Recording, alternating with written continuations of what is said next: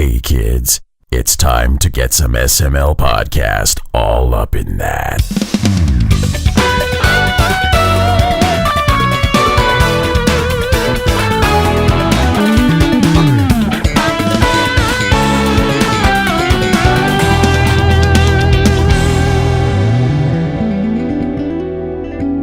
What's up, everyone? This is the SML Podcast. I am your host, Joe. We have another reviews episode lined up. We got a lot to take care of. We are starting things off the way we usually do. Pernell Vaughan, you're here. How is it going, sir?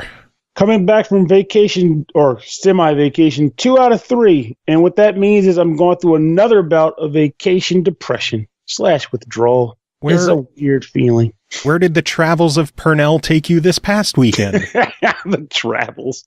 I went to Chicago for a friend's wedding, and it was like pretty much like an hour or 2 hours north of the city, actually, in like some, bumbletunk town, full of, the types like where pretty much I want to keep my entire body hidden because I can't let people know, that sort of location.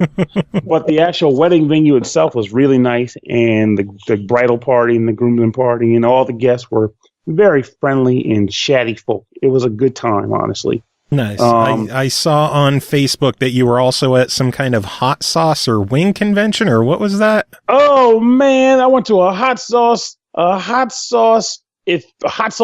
That's all I can call it. And it was essentially different people vending really, really hot sauces. And it was ridiculous. And I ate a good chunk of it. I met a guy who actually looked exactly like freaking Heisenberg. I actually took a photo of it. Heisenberg from Breaking Bad, mind you. Oh God. I actually took a photo with him, but this dude was really cool, though. He was a legitimately awesome guy. We chatted about sauces and peppers and crap for a while. Of course, my mouth melted off, but I wasn't, basically, let me think here. It was essentially a really hot day. There was a lot of weird butt rock being played on the stage. And essentially, I was honestly, even despite all that and the Trump shirts, I still had a good time because of the sauces. Yeah, I know, right? It's like, how do you manage to try to pollute such a otherwise wonderful atmosphere? And when I say wonderful, I'm not joking, because you want to know what's happening on stage when the butt rock shut up? A Carolina Reaper eating contest. Oh, God. It was hysterical. We're talking people on stage. They get 1 minute to eat as many Carolina Reapers as they can. And then they can't drink or consume anything else for an entire minute. Oh, my God. Did you enter? Oh, God, no. No, my toilet wasn't even near enough. My toilet is not close enough to try, nor is my sanity that void. So here's where it gets especially funny, though. It's not even just the actual contest. It was the way the contest was run. So there was a Guinness Book judge on the stage, right? Mm-hmm. He had a suit and a tie. When they started out for each person, they weighed the bowl. They weighed all the peppers that went into the bowl. And then whatever came out of you, they weighed that too. So they did an actual balance of how much you kept down, how much you put in, and then they did the averaging out, and whoever won. There was one guy who ate 11 freaking peppers. It was absurd. Fuck that. Exactly. I hate hot stuff. I love a hot as long as it's bearable hot. Like I like walking the line. It's almost the guy who wants to be the William Tell, get the apple above your head, and the guy is good with firing arrows. So it's like, he's not going to hit me. This is a joke. Everyone thinks I'm in danger, but I'm really not. Versus getting your drunk uncle blindfolded up there with the crossbows, like, here you go, kiddo, I'm going to shoot you in the brain head. Like, no, that's not going to work. I am scared, and I am actually in fucking danger, and there is no thrill to this. There is no thrill here. I am more likely to die than succeed. I quit. That's how I feel like in Carolina Reapers versus like a boot jalokia sauce that tastes really good, but it also comes with a bit of a burn. You're like, it's worth the heat because this is delectable. That's what it's. You know what is thrilling? Delectables. Video games. They are. I'm trying horribly to find a segue into the games that we got to talk about. You know what's awesome about vacations? Remembering them. Memories. Oh, here we go. The hot sauces are hot as fire, and you know what else is straight fire? The games we're about to talk about. What other awful segues could we work in? It doesn't make you throw up? A game. I don't know. The most blunt thing you can come up with. When it is hot to trot, these games. Won't burn your ass, these games. I don't know. You never know. Some games might be bad. That is true, especially when you eat them like a Switch game. Well, should we find out if any of your games are bad this week? Let's go to town. Cool. First game that we are going to talk about tonight is called Lumines Remastered, developed by Resonair, published by Enhance. It released June 26th. What the hell is up with my notes? On Xbox One. Yeah, June 26th on Xbox One, PS4, Switch, and PC for $14.99. An HD remaster of the original game, Lumines Remastered, beautifully marries the elements of sound, light, and puzzle action into one addictive yet easy-to-play game. You're at the center of high-energy, block-dropping action while you groove to awesome house, trance, and techno beats. Pernell, what is this game? Well, it's Lumines. And you're like, okay, review done. But then there's like two other people who you call it Lumines? Yeah, there's Lumines and there's Lumines. I started calling it Lumines, and damn it, I'm not changing anytime soon. And I never know what the official name is, because I always hear it two different ways, either Lumines or Lumines, and I always go with Lumines because it's a take on Luminous. See, I think of it as like Lumines because there's a line that crosses over the blocks, and then the blocks detonate like a mine. Well, they kind of just disappear. No, they blow up, baby. No, they do disappear. But I was trying to go with my metaphor. Damn it. Okay, well, we should rock, paper, scissors to see which name we go with for the review? Sure. Okay, 1, 2, 3, shoot. What did you throw? No, what did you throw? I threw a rock. Because I threw paper, so sorry to hear you, buddy. I guess you're calling it Lumines. I'm still calling it Lumines because that's what I've called it since the fucking PSP. So, suck it. Fine. I don't care. So, how's the new version? It's honestly not necessarily new. It's pretty much, from what I gathered at least, a remake of the original game that was on the PSP. But at the same time, I want to say there is some new content because I don't remember the way I unlock some of these other skins. And what I mean by that is this. Well, before I say that, I'll go into the game description for the 5 people who don't know what Lumines is. So Lumines is a puzzle game where it's a music rhythm game. And the idea is that a music track plays, which creates a certain BPM for the stage you're playing on. And that BPM affects a line that scrolls from left to right on the screen. As you play, you are getting blocks of 2x2 blockings that are composed of 2 different colors, and you are turning them in a way that when you place them on the board, you are trying to connect multiple sets of those blocks to create squares of those colored blocks. Man, it's really weird to describe this game. You're trying to create squares from tinier squares. Make bigger squares so that when the line crosses over them, it pops them and makes them disappear. And of course, this is to the rhythm. And the way that you get the most points is by doing so is by making it so that every pass of the line results in blocks being destroyed. So, believe it or not, I just described the entire game. It is a very simple game, but it is a game that is tons of fun because of the music element and how addictive it can be. So, the main mode of the game is the challenge mode. Challenge mode challenges you by getting through 100 different stages in the game. Stage progression being based on getting a certain clearing a certain number of blocks on each stage. So, like you clear, say, 25 blocks on this level, you'll unlock the next quote-unquote skin, which is a new song and a new BPM and a new color palette. And as you play through it, the songs get harder, sometimes by different means. Like sometimes it might be slower, sometimes being that you have less time, so you have less opportunities to clear blocks so you can fill up the screen. Sometimes it'll get faster, meaning that you'll clear blocks quickly, but you also have to be real careful not to, overshoot your block dropping because it is very easy to pull that off too. But it's such an addictive game. I used to play this game for hours. And when I mean hours, I mean I've had a session where I looped the entire, I beat all 100 levels, and then the game looped. Shit. and then I kept doing it over and over again. And eventually, I would put the system to sleep, come back, turn it back on, and resume gameplay. And eventually, I just killed myself because after a few days, I got tired of doing it. I got in a really weird zone. And the game, it's not necessarily easy per se. It's just I got that good at it and was that obsessed with it. It's just, oh my God, it's a great game. And if the person has never played the game, this is easily a must acquire. It's worth playing.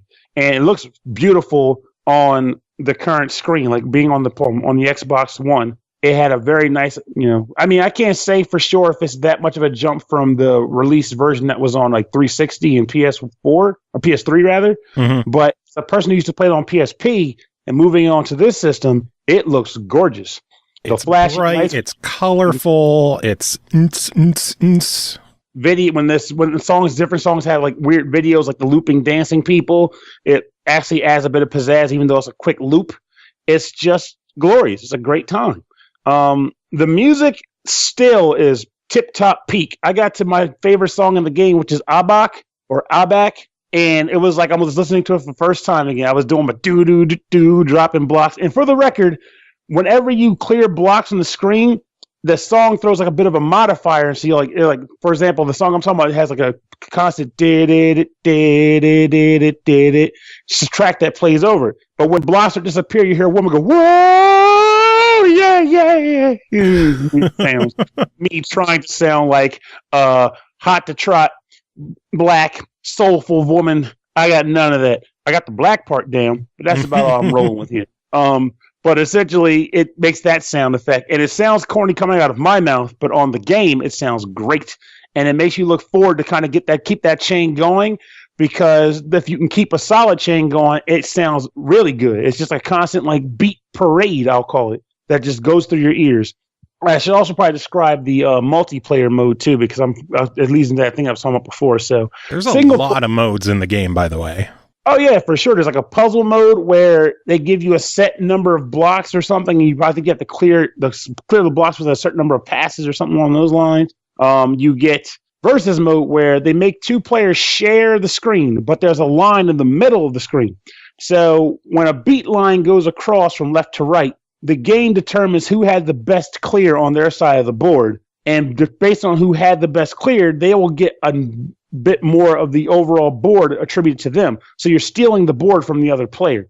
This has a bit of a plus and a minus to it, because depending on how the gameplay session goes, you can find yourself easily knocked out when you have less to work with on your screen, because it's essentially saying, hey, I got to get better chains than the guy on the left, but I have less screen to work with than he does. So by effect, it's likely that I'm just going to die anyway. I can't do anything compared to him.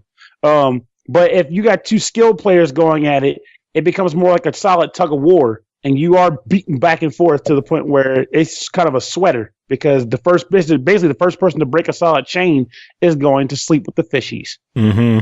And I'm talking less like Troy McClure and more like a mobster. Troy McClure. Oh my God.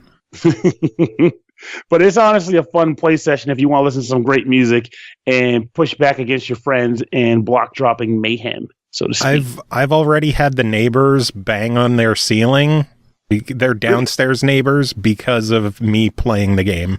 Got that bass going. Hell yeah, man. I had that shit blasting. All that said, I do have a gripe with the game. I'm going to take a guess, because I had one too. Load times. Yeah, bingo. You let me guess, though. But that's exactly what I was going to say. It's load times. It's sometimes when you're transitioning from one skin to the next, you might catch a slight hiccup in performance. You might notice the block might stop dropping while the game does it. It's fairly quick and instant, but when you're actually trying to do a lot of speed dropping to keep up with the pace, it's noticeable, and it can be an annoyance. Yeah. I'm not sure if it's something that will get eked out later, and I'm actually kind of surprised to hear it, because you have an Xbox One X, so I was hoping maybe you wouldn't experience something like that. I guess loading is loading no matter what you do. For me, it was more like when you're doing the puzzle mode or the different challenges where you have to either match a certain shape or clear the blocks in a certain number of moves. The loading into those, it's not awful, but it's just long enough to be noticeable. Yeah, I hear that, man. And it definitely gets you to, like I said, it's like that thing where you're like, it's happening again versus, it's just there it is. Like, I don't even care. So it can be bothersome, but I don't think it ruins the product, thankfully. It's just, it's noticeable. It's just an annoyance. It's just a small little annoyance. Overall, in the whole of the package for $15, I give it a must buy. I love Lumines, even though I'm not the greatest at, like, I'm nowhere near as good as you, obviously, but I adore this game. I always have. And I'm thrilled to see it get a remaster. What about you? I say also that Lumines deserves a buy as well. Though I really, truly, genuinely hope that this also could lead to them finally making a sequel that has like some variations in the gameplay, not just, hell, we got more skins, more music. Like, okay, Tetris 2 had bombs. I mean, yeah, they didn't take off, but at least they tried, you know? Give us something new here. We True. know the concept works. Take a chance. Nice. So Luminous Remastered gets a buy it, and Lumines Remastered also gets a buy it. Exactly. two obviously two different games that just share a spelling. Two different games that are exactly the same. Yes. They're just pronounced slightly differently. Yes. That said, you do have one other game to talk about, and we're going to keep the music theme going with Lost in Harmony, developed by Digixart and Midgar Studio, published by Playdius. It released June 21st on the Switch for $6.99. Dive into a fantastic musical odyssey brought by an immersive soundtrack imagined by famous composers. Experience music in a new way with the combination of rhythmic tapping and choreographic runner. Pernell, what the hell is this game? I want to say it is overinflated by the internet, that's for sure. Like, I went to look up info on this game prior to reviewing it, and they were like, this is the best music game you've ever played. It's going to make you feel things you've never felt. You know, that kind of stuff. And while I won't go that far, I wasn't sobbing into my damn Switch, I will say that I enjoyed the game more than I expected to, because to give you some perspective on my take on things, there's a lot of music games on the Switch these days, and they all pretty much carry that note scroll from the top to the bottom, hit button to beat, you are good. That's the game. And while those are fun, they're more of the same. There's nothing that sets them apart except their OSTs, you know? Yeah. But this game is actually pretty different, and I've never played a music game like this before.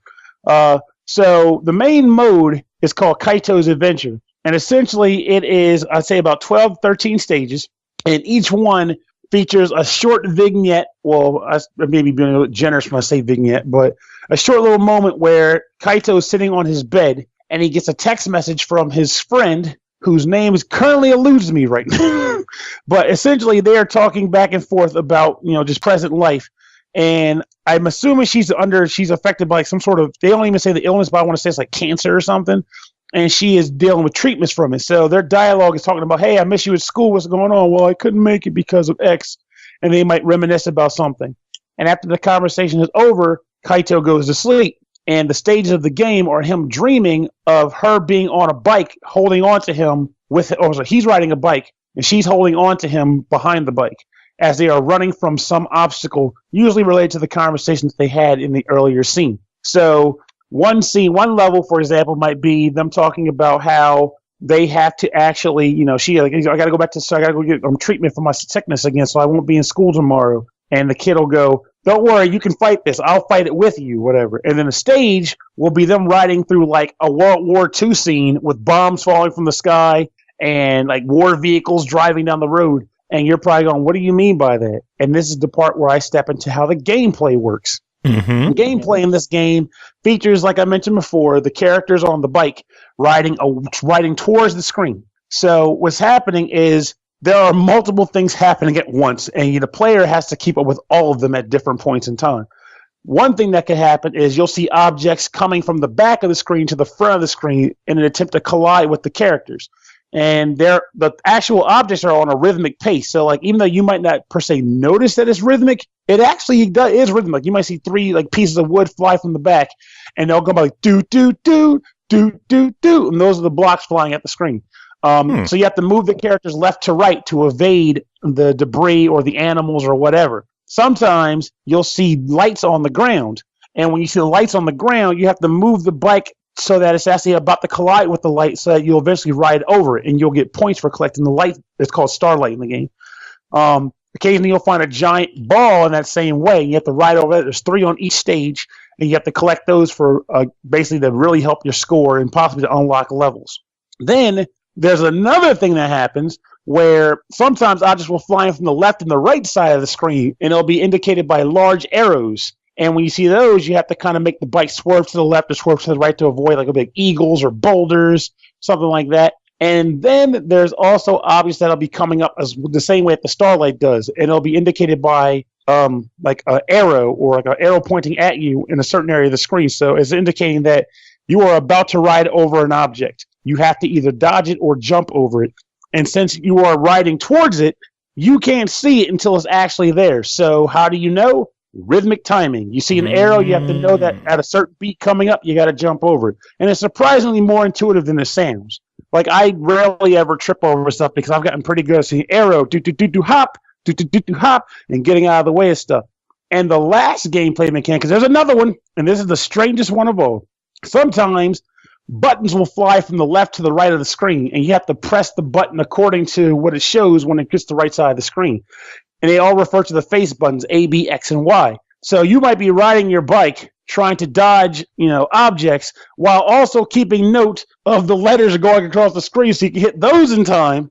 So it has you dodging stuff and inputting keys, trying to get perfect beats. Oh, and also collect starlight and dodge trucks. It gets to be... God, it sounds hectic. It gets to be pretty hectic on the harder stuff. I mean, they lead you into it, so you're not just like immediately getting overwhelmed by things. But once it gets going, you're like, oh my God, I think they're going to make me do both of these at once. Crap! And it ends up making for quite a unique experience. I honestly had a great time playing this game. And there's an additional story that's included with the game called, I want to say it's like Mushi's Escape or Mirai's Escape. And it's about a robot escaping from a lab.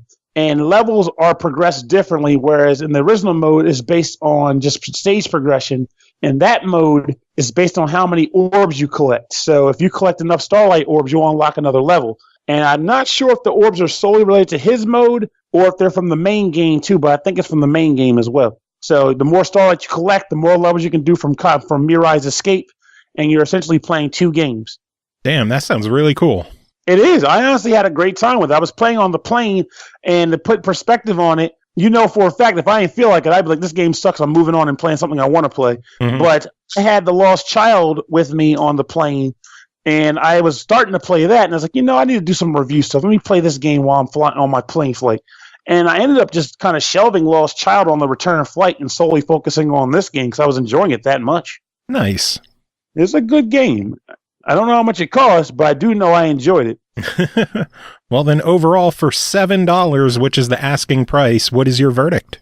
Oh, there's a lot of gameplay there, and it's fun. I think it's worth $7 easily. If you like rhythm games and you've been playing, the Musinks and the Vos, whatever the hell you pronounce it, it starts with a V. Vos, so basically, if you're playing all those like PM Studio games and those like cell phone port games that have been popping off, I think you can play this one too, because this one's very different from all of those. I do wish there was more. There's a lot of classical music remixes in here, which I'm getting real used to across these game setups, but it's still a fun game. The music is still good, and the original stuff is awesome. Nice. Sounds good. I might have to pick this one up myself, especially since it's only $7.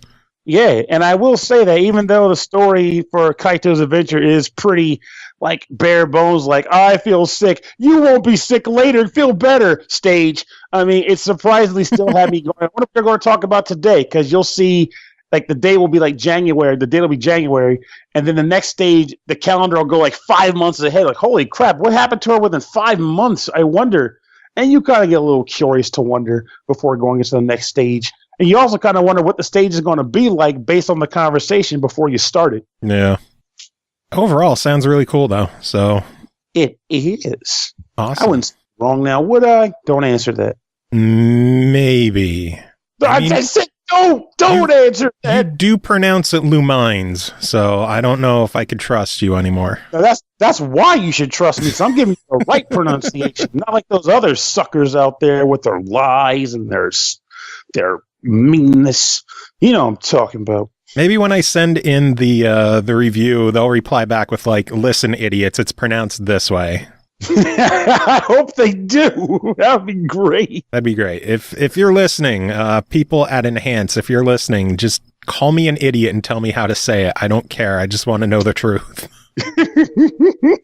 But Pernell, always good having you on chatting about this stuff. Do you have any final thoughts to wrap it up? Well, I got another trip coming up, so prepare for more moroseness, but also more fun stories. Hot sauce this time?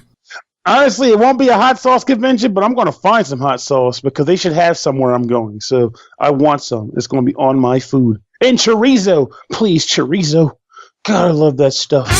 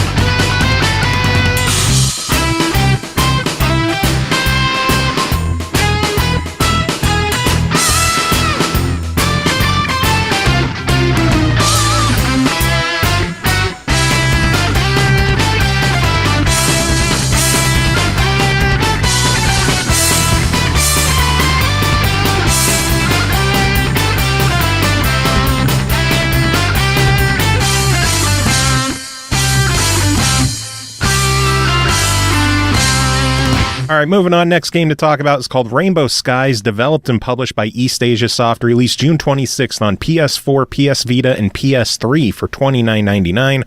Rainbow Skies is a fantasy RPG with turn-based battles and a humorous story. Immerse yourself in a colorful and vibrant world filled to the brim with friends and foes, murky dungeons, turn-based battles, town shops, and everything else your role-playing heart desires. Checking this one out. If you couldn't tell by the laugh, Tim Ekkebus, how are you doing? I am wonderful, I guess. I guess we'll go with wonderful. I'm quite great. Things are okay. Are you giggling at the fact that there's a humorous story? Yeah, that they said it's humorous. Yeah. Yeah. So how is the game? Sure are trying. Oh, man. Oh, buddy. Oh, boy. Rainbow Skies. Lube those pipes before I dig into this one. So, all right. So, yeah, this game is an RPG. It's kind of like your standard RPG, and that you're walking around. Everything takes place on kind of like a 3/4. Like when I was looking at the trailer for this game and saw the battles, I'm like, oh, this kind of looks like a tactics game. You know, it looks like a Final Fantasy Tactics or a Disgaea sort of deal. But in practice, no, you kind of walk around a map as you would in RPG, and when you see an enemy, you can walk up to that sucker and it'll tell you how many more monsters are waiting inside of him.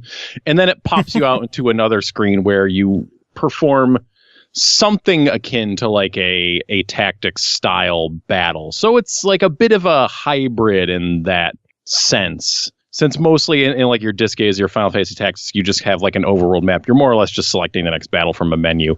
Anyways, this you're wandering around, exploring, and picking up items and talking to people and such.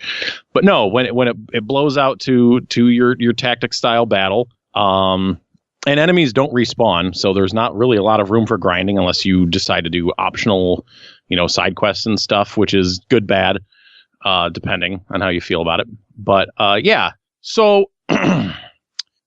So you get into these battles, and like one of the things that never stopped annoying me while playing this game is that like when you have your character, you go to take your turn, and it shows you the directions your characters can move, and sometimes often really characters, including enemies, will get multiple moves per turn. We'll touch on that in a bit.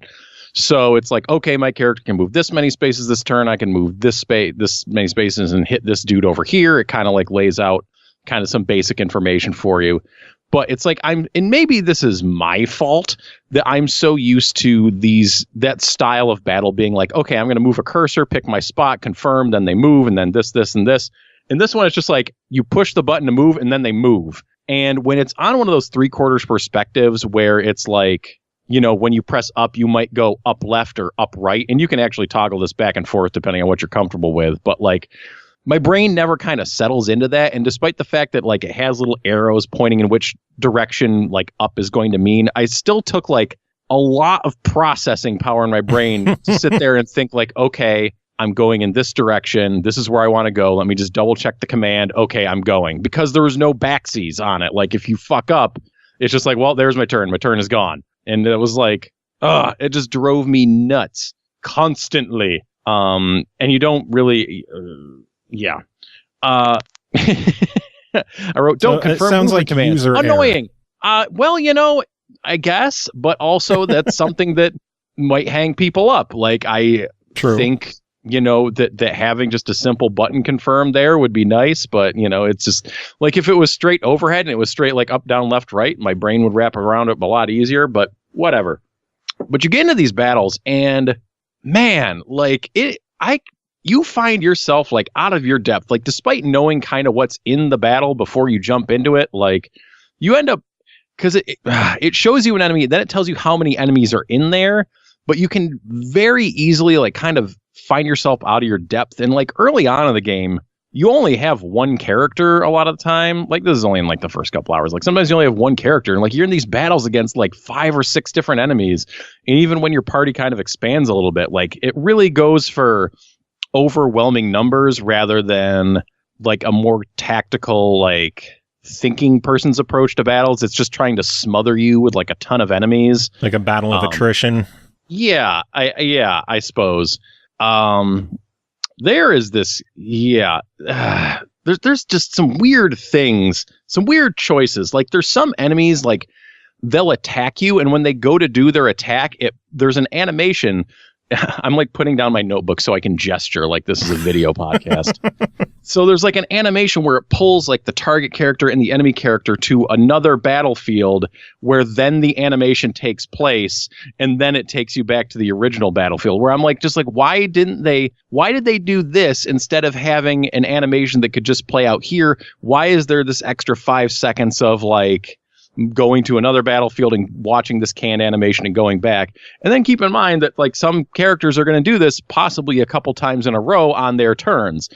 It's just like not a smooth feel, like coupled with like having to think too much about where I'm going to move and then like how the enemies attack you and like with the numbers of enemies that are coming at you, like sometimes you're just sitting there and like there's boss enemies and more enemies that like 3 turns in a row. Wait, hang on. Let me just double check this. Multiple actions in a row. Yeah. Imagine a boss getting like 6 attacks in a row, because sometimes you can take 2 actions on a turn. Like, that's it. So yeah, like on a turn, like your character, I can move and attack. That's cool. And then I can hit an enemy twice. That's cool. But then when it's happening to you, it is so not cool. When the enemy is sitting there like blowing up your party, and I'm just sitting there like watching this happen. I'm like, what the fuck am I supposed to do here? Am I like moving things wrong? Should I go like do some optional stuff? There doesn't really seem to be very much for me at this moment. I'm just like feeling a lot out of my depth, but not out of my depth, but I'm just like, why is I'm just, like 6 turns in a row, or 6 actions in a row, I guess I should say, 6 attacks in a row. And I'm just like, God damn. Man, like that's a lot. And this might be a me thing. This is one of those things that I feel like there's like your kind of meathead cruiser guy. There's his level-headed buddy who seems to be an archer, and then there's a girl who's a mage, because obviously, like your archer guy, like he just seems to totally suck and not be good at anything. Like his abilities seem to suck. Like I'm sitting there, I'm like, he's got a bow. He should be able to like bow things, but it just seems like he has to melee them and he doesn't do any damage. So he's just there. He just kind of dies a lot. And I'm just like, what's up with you, Lane? Am I missing something here? I don't know.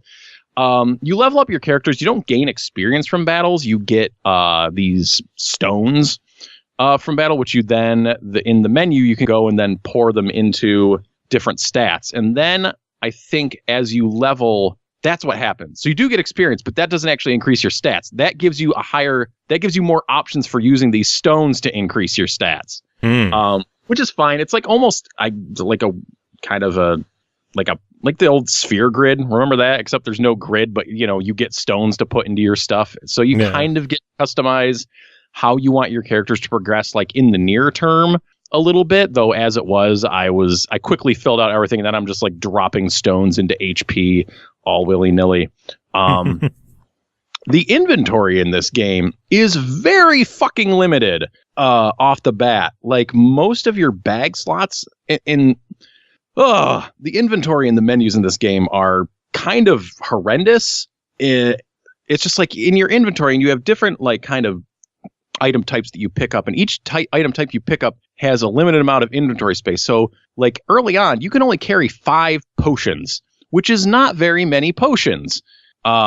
Like, in the first couple hours, you start getting expansion slots, but I'm just like almost right off the bat in this game, because they start you out some potions. It's like, you don't have enough room for this. Do you just want to use it? I'm like, I guess, or sell it, which is cool that when you pick up excess, like in a battle, you can just sell it right away. But I would like to carry more stuff. I kind of need more healing potions for these battles where I'm getting fucking smoked by 6 attacks on my head at a time, if I even survive those turns enough to then chug some potions on the other end. The most damning thing in the menus to me is that to switch which character's like equipment skills you're looking at, you have to hold triangle and hit L and R, which took me, of all the things, this game likes to break out into exhaustive tutorials quite a bit, but they never mentioned that. And I realized like there's this little icon next to the character in the lower left, and I eventually figured out that's what it was telling me to do, because I'm just so used to, I don't know, every RPG ever where you just hit L and R to switch between your characters, and then you menu otherwise with the D-pad, right? Like that seems like it's been fairly standard since Final Fantasy 4 or 2, depending on where you lived. No. And that just like drove me nuts. There's weird things like when you use a potion in battle, there's no animation. And so like the first couple times I was like, wait, what did I use the potion or not? Like what just happened? It's just like use potion. And that's just like on the next character. I'm like, okay, well, is he healthy? I can't, like, what is going on? Just like tough to keep track of what's going on here. So I was just like not having a lot of fun with the battles. It just ended up like, excuse me, like having, not really feeling like I could engage enemies very well, because as I moved in on an enemy, then I'd get swarmed by 3 others. So you had to be it wasn't like I was being very careful with my attacks. And, I want a game that's going to, push my brain and make me think about how I want to use every move. But in this case, it was just like, well, how am I simply maneuvering myself so I can kind of survive? Can I like put myself in this corner of the map so only 2 of them can get at me at a time, and I might be able to survive, by only fighting 2 enemies at a time or something like that? Like, why does this one character out of my 3-character party seem to totally suck ass and not be able to do anything? Like, what is wrong with him or me? Why is this character just seem to be completely useless? Like, what is going on? Am I missing something? This game is a sequel, actually, and the first one seemed to be pretty well received, but I was just completely missing like what this game was trying to sell to me. And besides, all that, oh my God, the writing in this game, holy shit, is it trying to be funny, but like nothing, no jokes, as I throw up the old air quotes for those listening at home and not just like using some kind of daredevil power to rate see my fingers going up, but just like no jokes were landing. Like the characters, it's like yeah, your character, I shouldn't say your main, the main character, the first guy you control, the sword guy. It's just like, okay, yeah, he's a lazy sword guy who's dumb and doesn't pay attention, and his Buddy is the smart guy who tries to straighten him out. And I guess we're supposed to laugh whenever Sword Guy is dumb about something. And it's just like, and so it's like, yeah, they'll pull up a tutorial, like a quick tutorial thing to like kind of explain something. And it's like, ends up being like 20 some pages long. And so much of it is just bullshit. It's like, if you're going to be a tutorial, like get to the point, like cut out all this excess, like just bullshit dialogue that I don't need, like from these characters that I don't like. Just get to the point of the tutorial, like cut to the point. Don't like, dance around it. Don't try to be cute about it. Just like give me the information, then move on. Because there's a lot of systems in this game too, as far as like upgrading your character and your weapons and when to do side quests and how to fight battles. And there's a lot to take in. But at the same time, it's just like the information isn't conveyed very well. So I always constantly felt like I was missing something. But pretty quickly, just like there is so much dialogue, and I was just skipping through it straight to get like the next story marker because it would just put it in your menu. I'm just like, okay, I get the gist of what this guy's going to tell me. Just skip it all, move on. Like it was not entertaining me in a humorous aspect. And man, I dreaded going back to this game over the course of the past 3 weeks to play more of it. I'm just like, oh my God. It's a bummer to hear because some of the other reviews I've read, because I haven't had a chance to play the game myself yet, but they said that the narrative was improved compared to the original. So I guess it just didn't land with you at all. That was the worst part of the game for me, was definitely like the writing and the narrative stuff. I was just like, I felt like after I knew that character for about 10 minutes, I like knew nothing else he said was surprising me. And by a couple hours into the game, I was just like, like the characters are just such predictable kind of archetypes. Like I said, mage girl and smart bow guy and dumb burly sword dude. Like I've seen this before. Like I get it. Like the kind of the gist of the game is like your first two characters live on this island continent where they don't think there's any land below, but lo and behold, there is land below. There's a whole world down there. And things kind of go from there. A whole new world. It's like Skyward Sword, sort of. Skyward, yeah, sort of. It sounds like this one didn't really connect with you that much. No, It didn't connect with me. But if you're scrabbling for games on your Vita, not a lot is dropping for that system anymore. Or your PS3. Or your PS3. Yeah, it does. I mostly put my hours into this game on my Vita, for that matter. And it's only $30, but still for me, I'm just like, there's other things you could spend your money on, and I would give it a hard pass from this guy. But it is worth noting that it is cross-buy. It is on some systems that don't see a lot of action. So, you can factor that in, but from this guy, this is a deny it. But if someone's hunkering for an old school RPG strategy game, it didn't sound too bad. It just seemed like a lot of it didn't connect with you personally. Sure. That's how reviews go, man. Yeah. Everything is, it's like they're based on opinions. I'm only one voice in this echo chamber of the internet. Oh, man. Well, Tim, always good having you on chatting about this stuff. Do you have any final words to wrap it up?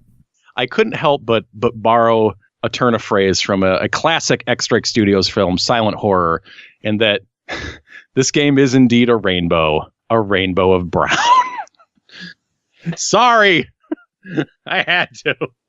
Oh, man. Moving on, next game to talk about is called Omega Strike, developed by Woblyware and Stage Clear Studios, published by our friends at Digixart. It released June 12th on PS4, June 15th on Xbox One for $11.99. Omega Strike is a Metroidvania game with a vast open-ended world and multiple playable characters. Explore the world, learn new abilities, upgrade your weapons, and defeat Dr. Omega and his mutant armies. Checking this one out, Jacob Garner, how are you doing tonight? I'm doing okay. How about yourself? Yeah, I'm doing the show. So that's fortunate. That's a thing.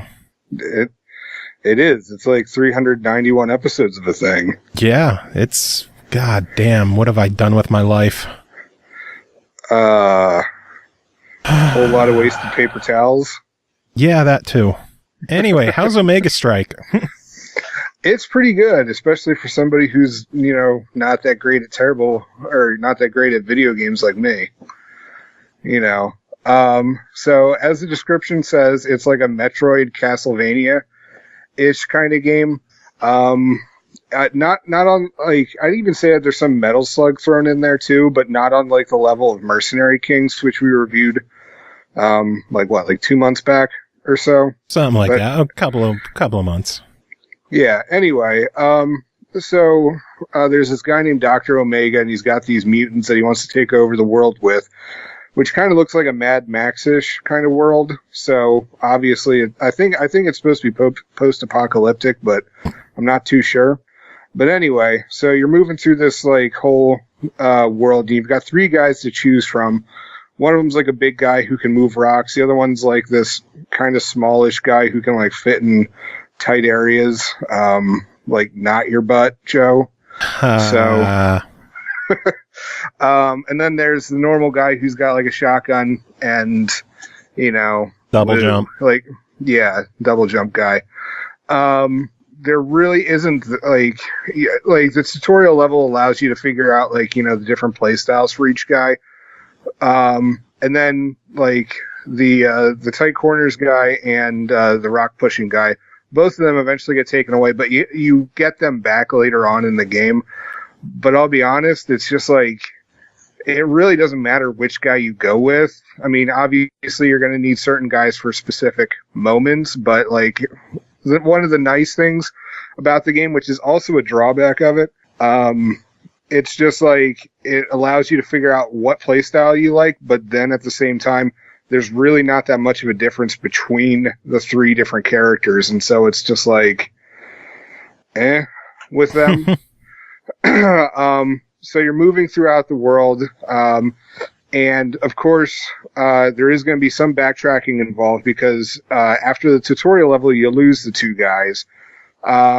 But then as you get them back, you like if you see an area that has like a block or like a tight crawl space, you'll know like later on, okay, I'm going to have to come back here to get something, whether it's like, continue the mission or if there's like an upgrade or some stuff like that. So classic Metroidvania where there's a lot of backtracking for secrets and other fun stuff. Not, yes, but I wouldn't say not nearly as bad as like the original Metroid. But there is going to be some, like, it's a good introduction to that kind of, I don't know if I'd even call it a genre, like a subgenre. I don't know. But, it's a good introduction to that kind of game.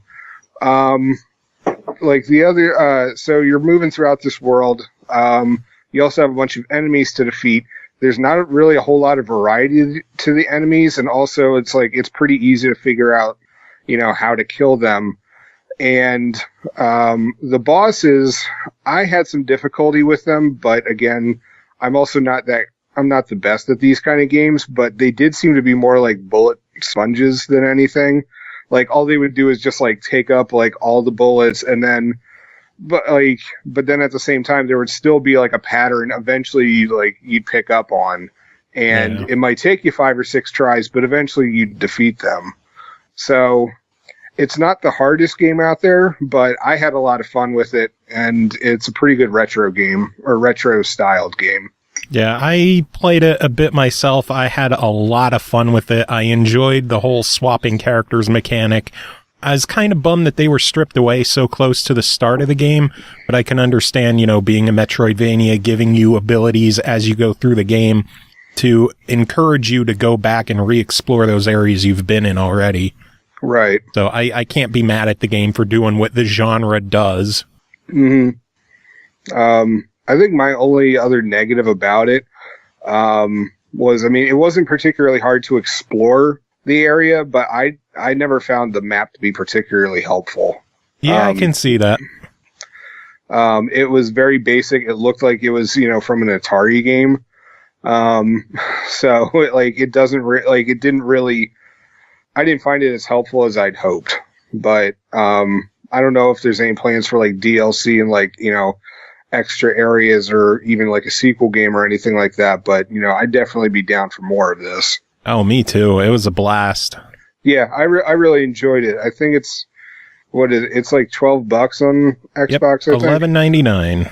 Yeah, I for $11.99, I thought it was totally worth it.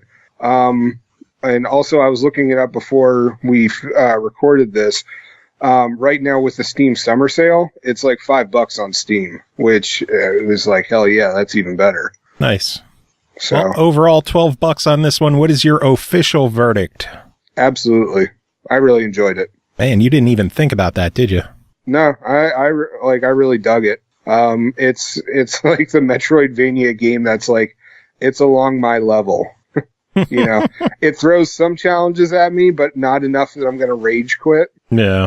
You know, so it's like, yay, I did it. It's like, yay, good job, Jacob. Yay. Proud of you. Gonna hang this right up on the fridge. So proud of you. Yeah, on the fridge.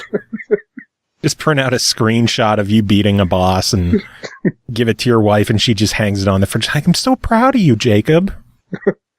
Next, we're gonna work on coloring within the lines. Oh, man. Well, Jacob, always good having you on chatting about this stuff. Do you have any final thoughts to wrap it up? You know, I'm still having a blast playing Super Mega Baseball 2. Like, I don't know if you've been... game's pretty goddamn good. Yeah, like, I don't know if you've been seeing me, like, watching me up on Twitter. Like, I keep talking about it. Like, with the games that I'm playing, a couple of games ago, I hit 3 of the pitchers. It was it was phenomenal. It's just such a wonderful thing. 3 of them? Oh, 3 of them in one game. I was really impressed. Like, I honestly think it needs to become an achievement, and if they make a sequel.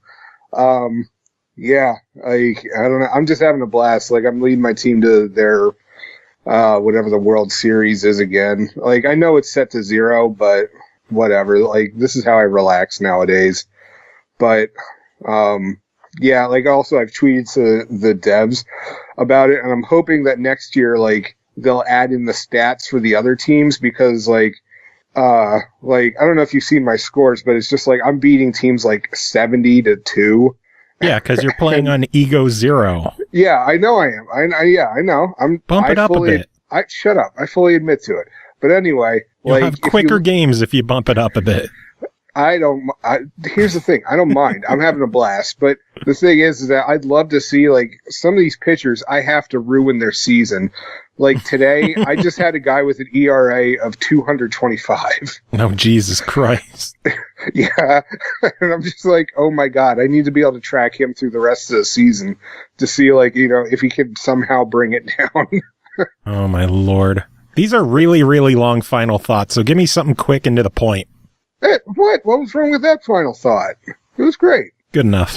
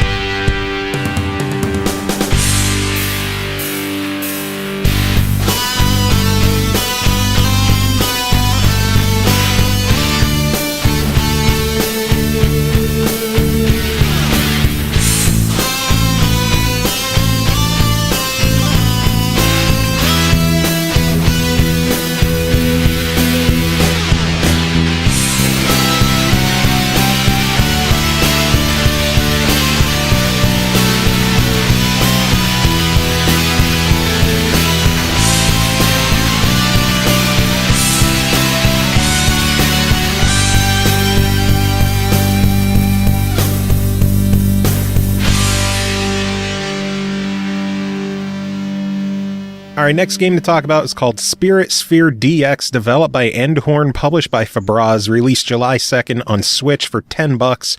One part tennis, other part magical beatdown. Play solo or compete with friends by battling across fantastical realms and unleash the power of the Spirit Spheres. Checking this one out, Chris Taylor, how are you doing tonight? I'm doing good. We're recording on a Tuesday. This is unusual. Oh, wait, am I not supposed to say that? Like it matters. No one's listening. This is actually live every time you hear it. Every single time. We have nothing better to do than just repeat this stuff ad nauseum. Yes. No. SpiritSphere DX. So, I assume, I actually did not research this at all, that there must be a Spirit Sphere that existed before this one. So that I have no clue. Me neither. I didn't research either. Yay! But it's interesting that they chose the DX moniker because it very much looks and plays a lot like a Legend of Zelda Link's Awakening, except that instead of adventuring around and going through dungeons, you swing your sword and try to knock a ball into the other team's goal. Kind of like tennis, a little bit more like Pong, because tennis obviously has different rules. But so this is basically an adventure game flavored sort of tennis that it stars. It stars a lady named Lynn who looks a whole lot like she needs a K at the end of her name. Her name is Lynn, last name just dodging copyright issue. That I could have written that joke better. Anyways, so she has a sword. It's better when it's unpracticed. Yeah, I know, right? So she has like a sword and like she swings it and you can hold down the A button and then she charges up a spinning shot. She is a fairy-like green lady with a hat, unless you change her color. But the available palettes are very Zelda-like. And she is one of 4 playable characters that you get from the onset. The other one being a sort of mystical dog-like thing, kind of a dog. Swings his tail, runs around fast, doesn't actually talk, which is funny. He just says, like, different verbalizations that a dog would make. Bark. Yeah, exactly. And then there is a little wizard. He has, like, a different skill set as well. Basically, like, the 4 characters have wildly different ways that they can hit the spheres, which is kind of cool. Very differing play styles. So the wizard has this whole thing where instead of dashing around really fast, like, you can move around the court, I guess you could say. But also, if you push the dash button, he'll actually teleport, which is, he'll teleport to, like, any side of the thing, which is really cool. And then there is a big, like, giant guy with an axe whose name is Dwarf, which is he's the cheatinest on the computer, let me tell you. But he's actually pretty fun to use. So, like, every character gets their regular shot and their charge shot and a dash, as well as being able to use items. And so his charge shot, instead of being just, charge it up and it's more powerful, it just makes him start spinning around slowly. And if the sphere connects with his axe, then it launches it, which is pretty fun to use. And clearly the computer has mastered it. But the cool thing is about this game is that you get many, many modes to choose from. So the most normal, I suppose, thing that you can do as a single player is play through the campaign, which pits you as any one of the 4 characters. Oh, and there are 4 unlockable characters. I haven't unlocked any of them, so I don't know what they are. I assume they're enemies that you fight during the game.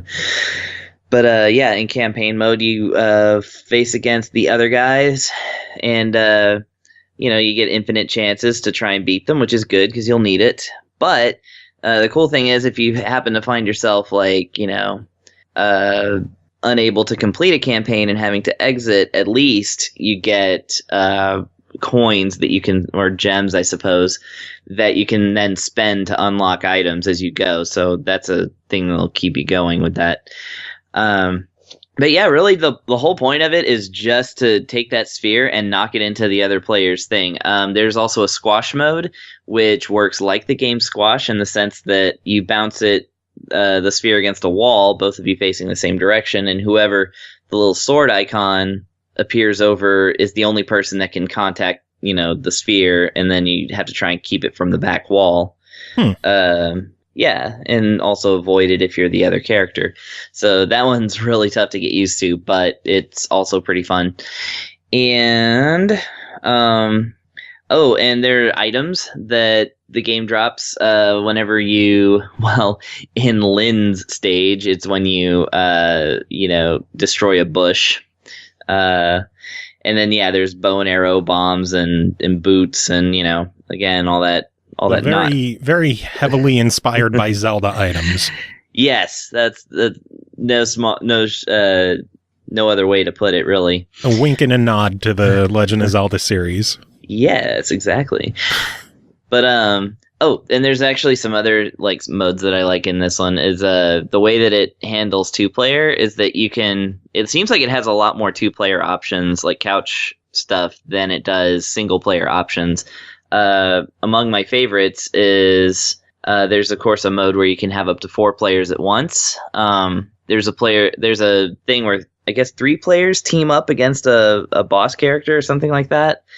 And then there's one that it does in portable mode where you actually play the Joy-Cons with them still attached to the Switch. So you sit across from each other and play the game that way. Oh, that's neat. Kind of like a tabletop arcade or something. And that was really cool to me. I really want to try that with somebody if I ever find a friend. I know the feeling. No. Oh, man. Well, overall, $10 on this one. What do you think of it? I think it's great. For $10, I think that it's a worthy purchase. It's a little high on difficulty. I think there's a bit of a learning curve. Like anything, actually, funny enough, I had the same issue with a mini game in Reverie. It's not so much that hitting the ball is tough; it's accidentally bumping the ball behind you while you're trying to get behind it. Oh man, there's different obstacles that presenting a Zelda-like game with a different gimmick does to you. So again, there's a bit of a learning curve, but once you get into it, I think that it's very good. And of course, you can always be just as bad as your friends. And I feel like this is very good for people with friends. And actually with that ball bouncing thing, if you have the wizard guy and you teleport, you can actually teleport behind the ball, and that he ends up being a really good defensive character for that. So it's really about learning the characters and, and getting them going. And there's a ton of unlockables to keep you coming back. So this one won't be the, just play it once and put it down kind of thing. Nice. Sounds good. $10 sounds, it is good. Awesome. Next game to talk about. And this one, I feel bad. I told our publisher Digerati that we featured this one on our last episode, but we actually had to cut last week's recording short because of bad storms in my area. So we're covering it now, and that is Ink, developed by Zack Bell Games, published by Digerati, released June 19th on the Switch for $7.99. The world's first splatformer is here. Ink is a fast-paced platformer with a twist. Levels are invisible and must be splattered with brightly colored paint before they can be seen. Chris, tell us about this one. World's first splatformer. I don't know. Would Splash count, do you think? Splasher? Anyway. I don't know, because that one you're just kind of spraying everywhere. This one, I guess, yeah. That's how you see the levels. Yeah, exactly. So it's very simple concept. In Ink, you are a little ball, I presume, of tofu, maybe a paint wedge, something like that. I don't know. But you're a white square that every time you move across anything solid, you paint it in a different color. So, rainbows happen constantly. And the thing is that you are supposed to find the level basically before you can complete it, and that will often involve like some blind jumps where if you push jump twice, which accesses the double jump, of which you'll definitely need, then it will like splatter a bunch of paint like in all directions, and if that paint hits a platform, then now you can see that platform. The cool thing about this one is that, like all challenge platformers of this ilk, you will end up dying constantly, but every time you die, your little character explodes into paint, and so it actually assists your next life to have your character just, eat it the first time. So the worse you do, the easier it gets. Exactly. Up to a point, because obviously at some point you'll reach the saturation level where the whole level is covered in paint. And then you just gotta be good. Then you just gotta do it. Adding to this, of course, is that every once in a while a stage will have a special item that you can also try and find, a little heart icon. And you have to also uncover and find and grab that. And in the same life, you have to beat the level. You have to pick up that special item every single time. I'm not sure what the significance of the special items are, but it does. It at least indicates to you that there are 20. The game actually doesn't tell you how many levels there are ultimately, unless it's outside of the game somewhere. I myself got to level 29, which it put me past. Like, basically, after a few levels, they introduce enemies, which are also blocks, and you have to basically get your block on top of their block to destroy them, like, Mario style.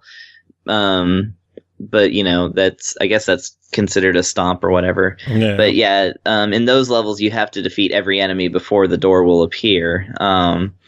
And after many, many levels, then you actually have to fight a boss in the same way. And so after the first boss, they in the 20s, then they introduce spike walls, which are super challenging. So that's basically where I ended up, was the good old level 29. But you played this one too, right?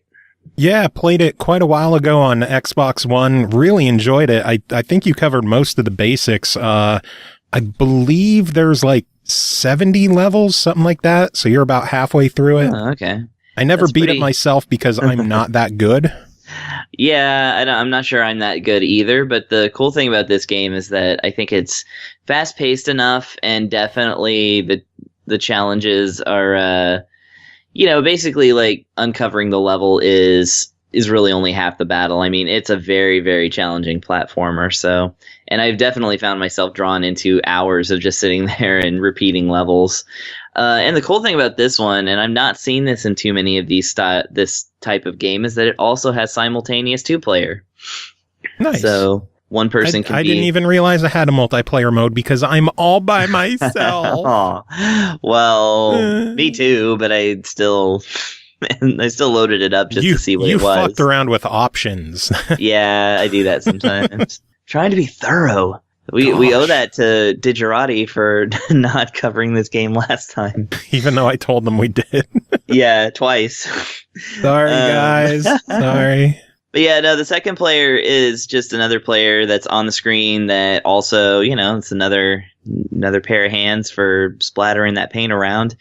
And they just show up as a hollow square instead of the solid one. And so that's the way to differentiate between them. I thought it would be funny if they made it a female character by adding a bow. Ms. Ink. Yeah, Ms. Ink. But MS Ink, that sounds like a old Microsoft program. Anyways, so yeah, Ink is really, really good. I'm very happy about this one. Challenge platformers are not usually my thing. I usually abandon them after a while, but this one I definitely felt a lot more compelled to try and get in there and really get it. And it doesn't hurt that the soundtrack is really good. It's a nice ambient, sometimes kind of rockin'. But it's a really good, sort of half chill, half intense soundtrack that I quite enjoyed. Nice. So $8 on this one. What do you think? Oh yeah, it's right there in that pocket of you should just get it because it's good, and $8 is no real. It is no object when it comes to quality Switch games. Very true.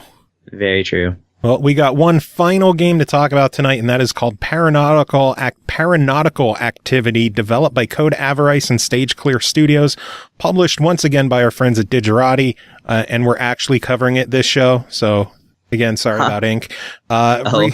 Released June 28th on the Switch for $7.99. Paranautical Activity is a blisteringly fast first-person shooter that combines classic arena-style FPS action with roguelite elements. An intense and challenging test of precision, skill, and reflexes await. Chris, how is Paranautical Activity? Blindingly fast. It's not all that fast. Blisteringly fast. Blisteringly fast. What is that one FPS where you could put in a code to make it like 3 times faster for no real reason? God, I have no clue. It was one of those earlier ones. Anyway, when I think blisteringly fast, I think of that or glitching out Morrowind, where you can run all the way across the continent in like a minute. No. Paranautical Activity is kind of like an old school idea. Like it's one of those things. It's kind of one of those retro games that never existed in the first place. So it's just kind of a throwback to something that you think could have been there. Mm-hmm. Like an alternate past, I guess.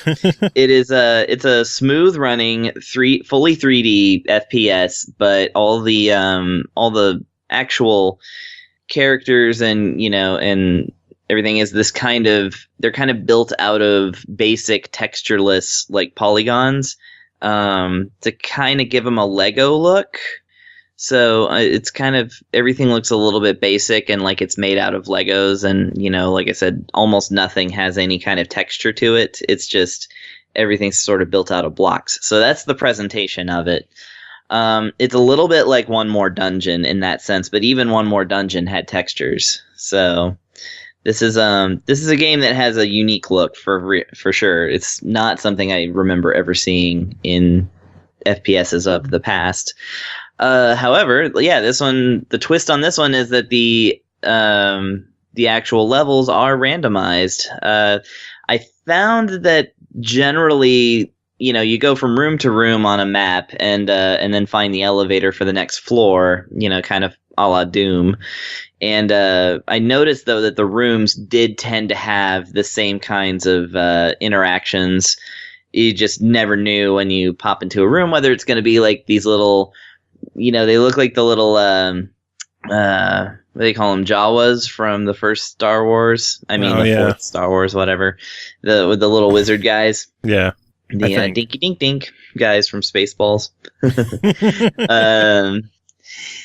You might fight them, and their thing is that they can shoot back at you, and that's very basic. Or sometimes you go in and there's a freaking just a giant sperm whale like floating around in the middle of space and just like shooting fireballs at you.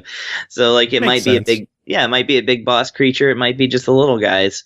You never know. And so either way, you have to kind of react to the situation and, employ some really frantic strategies, because you do not get a whole lot of damage you can take in this game.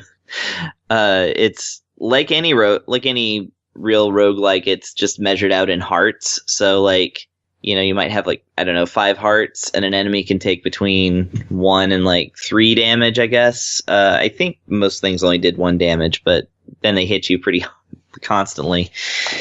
But then, you have different characters that you can choose from. They're not really characters. It just shows you their weapon, and it has a description like the tank, who has more hearts. And their weapons are all interesting. That is to say, none of them are like standard FPS fare.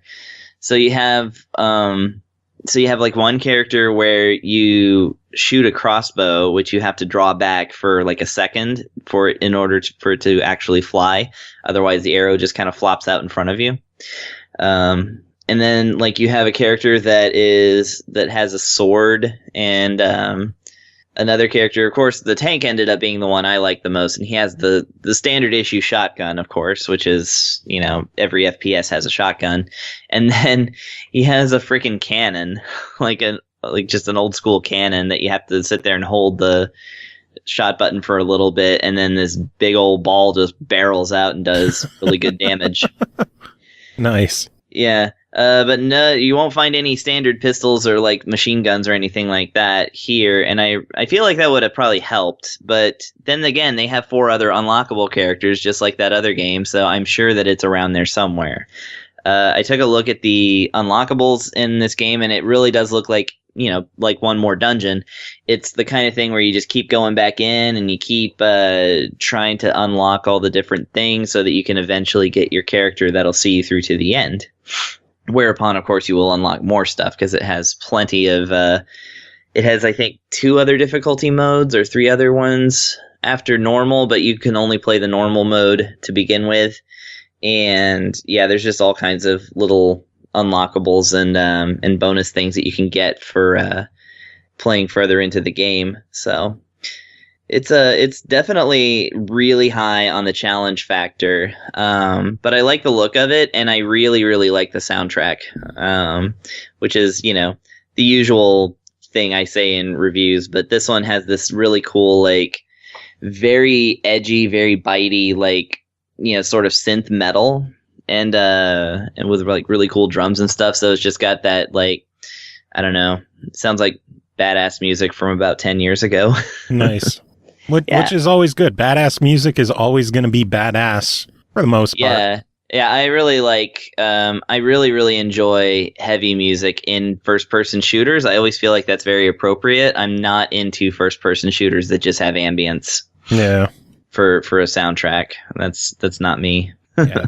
And first person shooters, like, you need some metal there. Look at Doom. They know what's up. Exactly.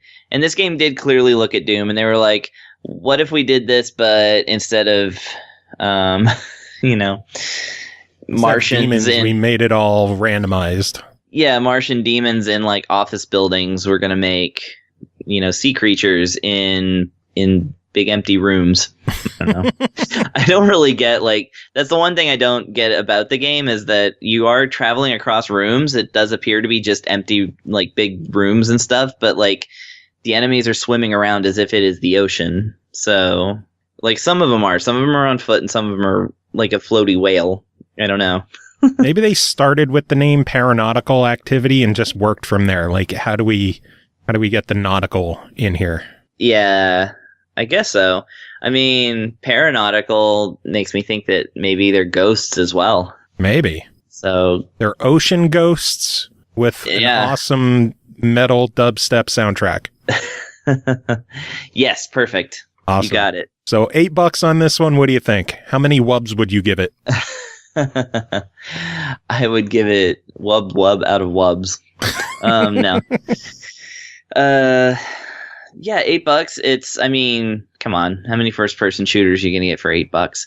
This one, I think, gets more into, like, this is very, like, the target audience of this is clearly going to be people who want a first-person shooter experience to also be a highly difficult roguelike.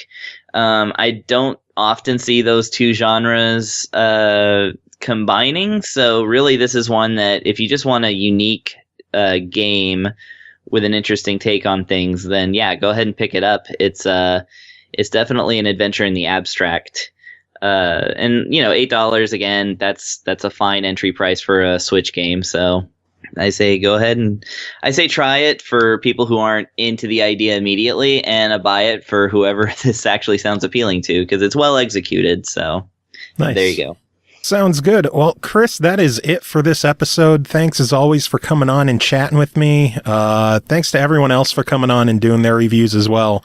Chris, do you have any final words to end the show?